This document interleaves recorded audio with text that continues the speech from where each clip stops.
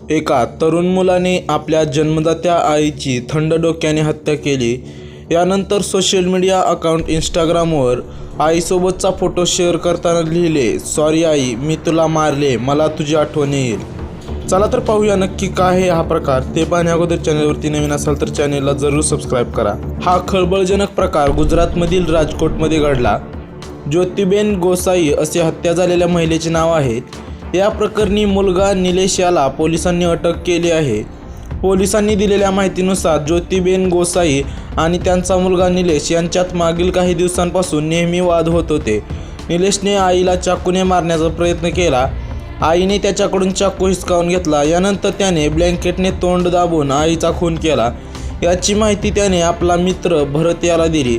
भरतने दिलेल्या माहितीनुसार पोलिसांनी घटनास्थळी धाव घेतली. निलेश याने आईचा खून केला. यानंतर इंस्टाग्रामवर आईसोबतचा एक फोटो शेअर करताना लिहिले की, सॉरी आई, मी तुला मारले, मला तुझी आठवण येईल.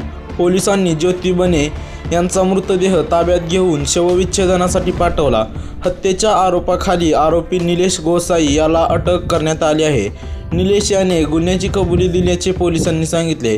तपासादरम्यान मृत ज्योतिबेन गोसाई या गेल्या अनेक वर्षांपासून मानसिक आजारी असल्याची माहिती समोर आली आहे. यावरून त्यांची नेहमी निलेशबरोबर भांडणे होत होती. अनेक वर्षांपासून त्यांच्यावर उपचार सुरू होते. मात्र काही दिवसांपूर्वी ज्योतिबेन यांनी औषध घेणे बंद केले होते.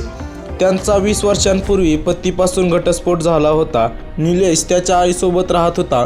पोलिसांनी तिच्या पतीशी संपर्क साधून या घटनेची माहिती दिली असता त्यांनी ज्योतिबेन यांचा मृतदेह घेण्यास नकार दिला. दरम्यान 21 वर्षीय निलेशची तुरुंगात रवानगी करण्यात आली आहे.